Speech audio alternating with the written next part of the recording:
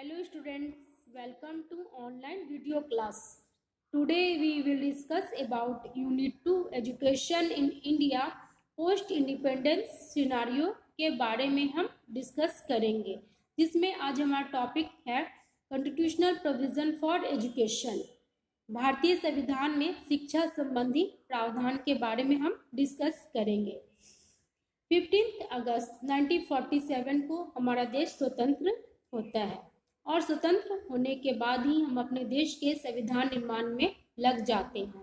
इस आधार पर संविधान सभा के द्वारा 26 नवंबर 1949 को संविधान पेश किया जाता है और 26 जनवरी 1950 से वह देश में लागू कर दी जाती है।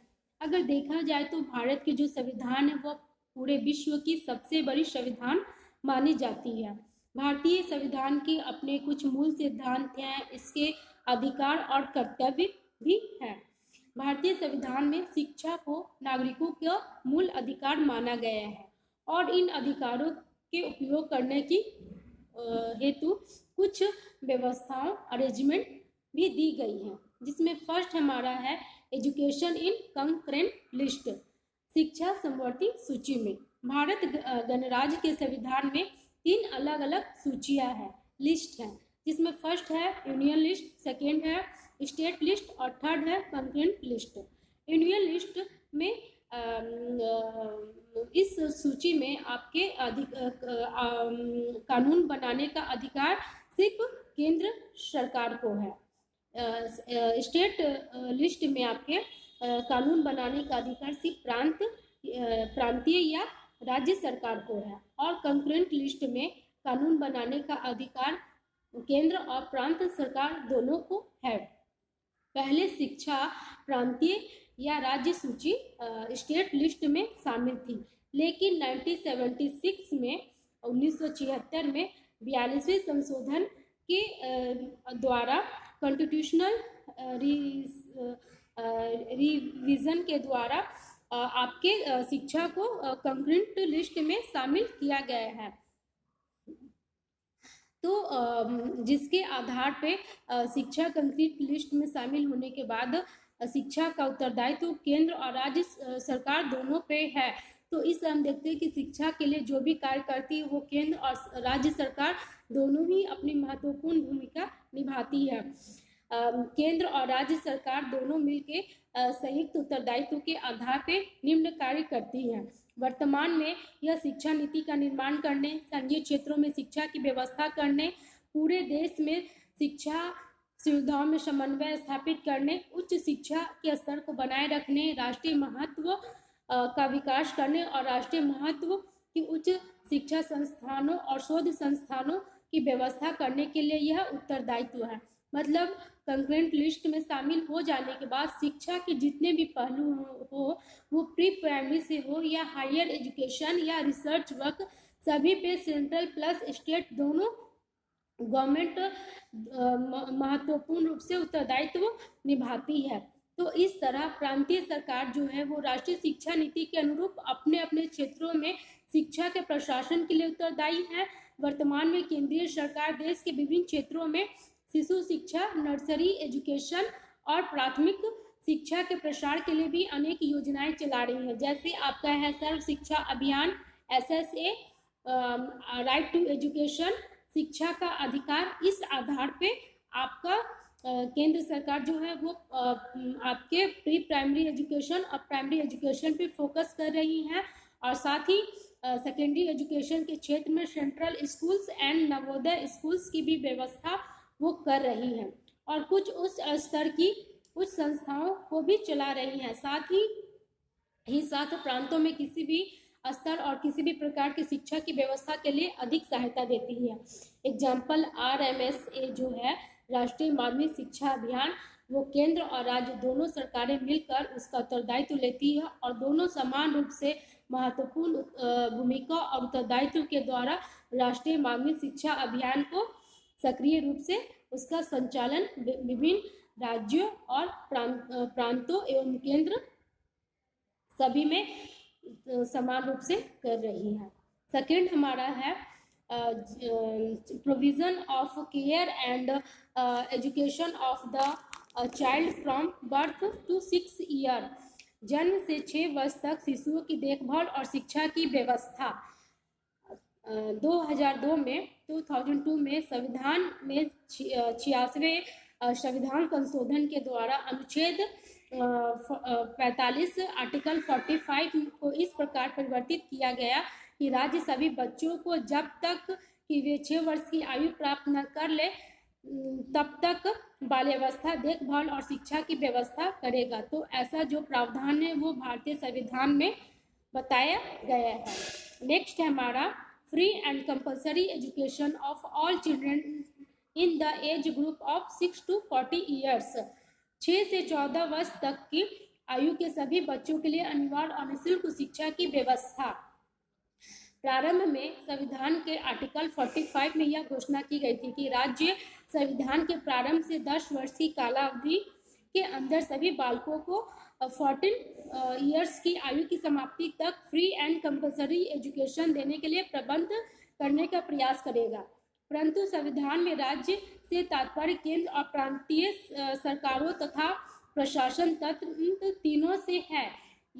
यह इस संवैधानिक निर्देश का ही प्रभाव है कि राज्य 6 से 14 वर्ष के आयु वर्ग के सभी बच्चों को प्राथमिक शिक्षा की अनिवार्य और निःशुल्क व्यवस्था करने के लिए निरंतर प्रयत्नशील रहेगा। और इस दिशा में एक बड़ा कदम यह उठाया गया कि 86वां संविधान संशोधन अधिनियम 2002 है, जिसके अनुसार आर्टिकल 21A में को जोड़ा गया है, जो इस प्रकार है कि राज्य 6 से 14 आयु वर्ग के सभी बच्चों को निःशुल्क और अनिवार्य शिक्षा उस प्रकार की नीति से जैसा राज्य विधि द्वारा अवधारित करे की व्यवस्था करेगा। और इसी आधार पे माता पिता अथवा अभिभावक के रूप में 6 से 14 वर्ष के सभी बच्चों तथा आश्रितों की शिक्षा के अवसर प्रदान किए गए। इस दिशा में सरकार का सबसे बड़ा कदम शिक्षा का अधिकार अधिनियम 2009 राइट टू एजुकेशन एक्ट 2009 पास किया करना था। और इस अधिनियम के आधार पर 6 to 40 वर्ष के सभी बच्चों को कक्षा 1 से 8 तक निःशुल्क और अनिवार्य शिक्षा प्राप्त करने का मूल अधिकार है। और सरकार ने इसे 2010 में से कानून का रूप दे दिया है और 1 अप्रैल 2010 से यह सभी भारत के सभी क्षेत्रों में इसे लागू भी कर दिया गया है। नेक्स्ट है हमारा equal right to admission in education institutions, शिक्षा संस्थाओं में प्रवेश के समान अधिकार।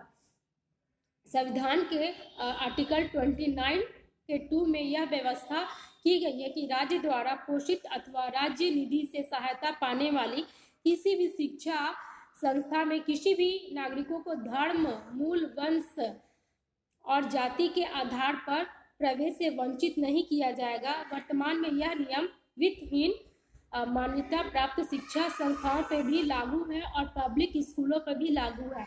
मतलब कि किसी भी शिक्षा संस्थान में आप किसी भी तरह से मूल धर्म या वंश या जाति के आधार पर किसी बच्चे को शिक्षा देने के अधिकार से वंचित नहीं कर सकते हैं। अगर वे नामांकन में के लिए आते हैं तो उन्हें नामांकन दिया जाएगा, ऐसा प्रावधान है। नेक्स्ट है हमारा special arrangement of women's education, स्त्री शिक्षा की विशेष व्यवस्था। इसी शिक्षा के संदर्भ में संविधान के आर्टिकल 15(3) में यह व्यवस्था की गई है। इस अनुच्छेद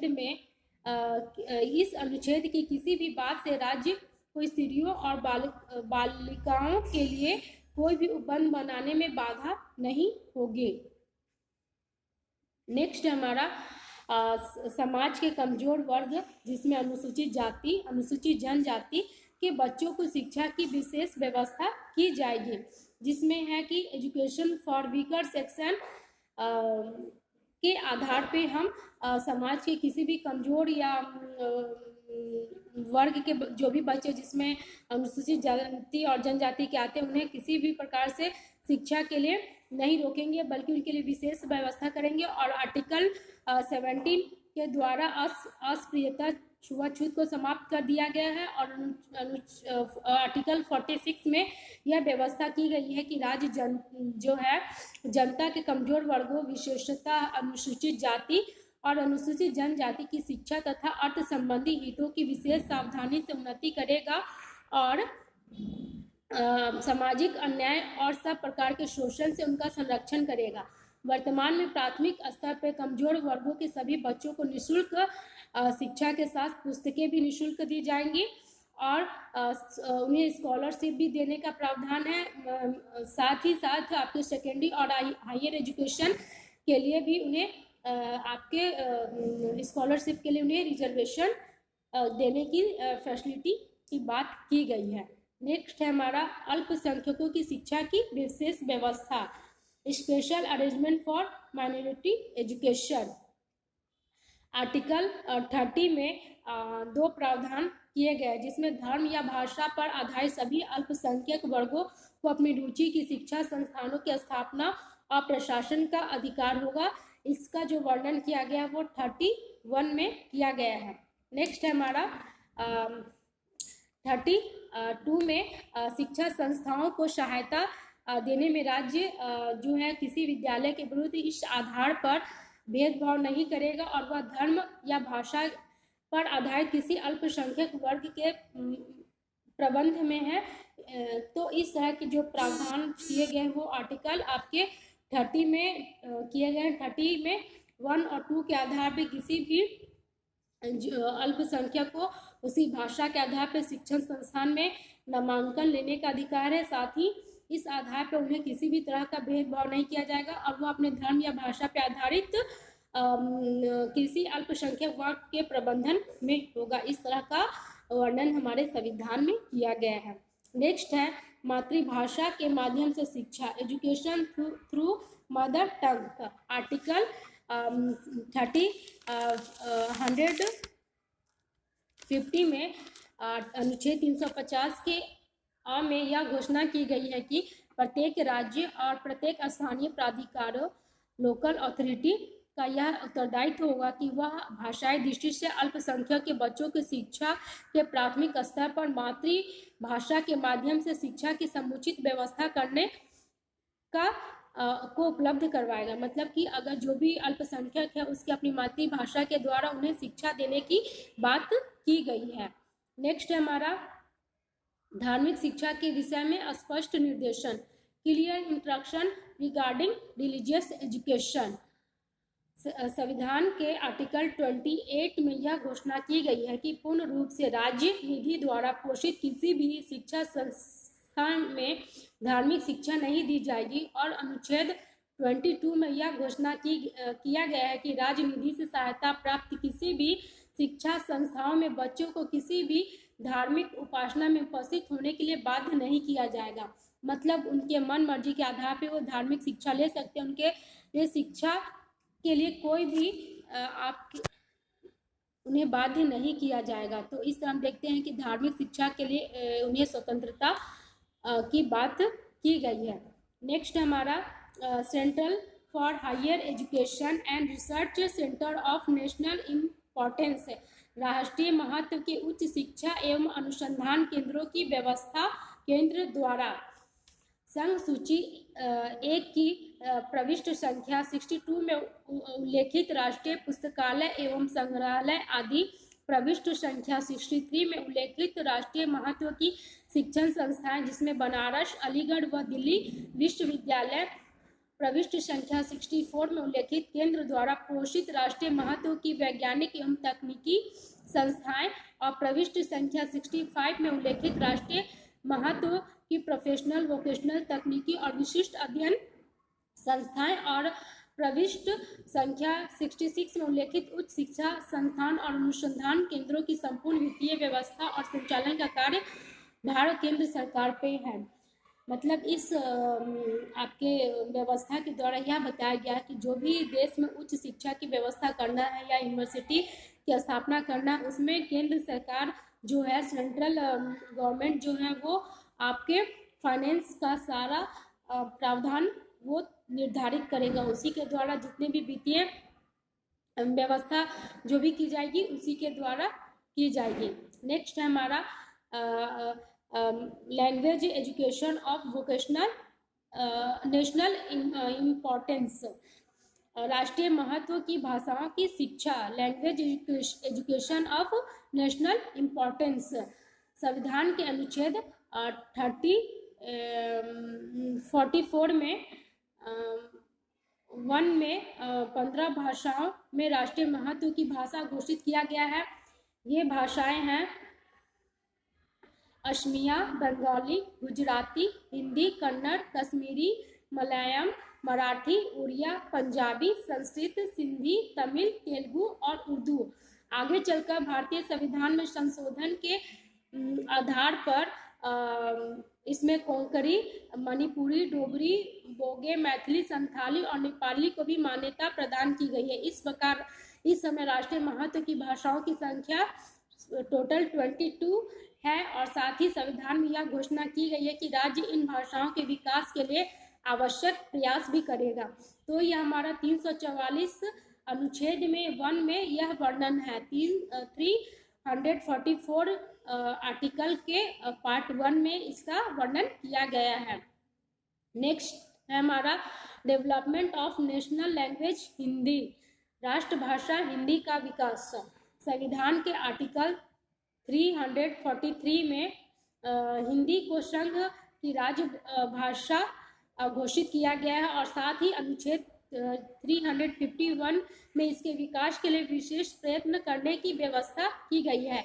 हिंदी भाषा का प्रसार एवं वृद्धि करना, उसका विकास करना, जिससे कि वह भारत की संस्कृति में सब तत्वों की अभिव्यक्ति का माध्यम हो सके और उसकी आत्मीयता में हस्तक्षेप किए बिना हिंदुस्तानी एवं अष्टम अनुसूची में उल्लेखित अन्य भारतीय भाषाओं के रूप में शैली, पदावली और आत्मसात करने के लिए एवं आवश्यक वांछनीय हो और उसके शब्द भंडार के लिए मुख्यतः संस्कृत से और गौणतः अन्य भाषाओं से शब्द ग्रहण सुनिश्चित करना संघ का कर्तव्य होगा।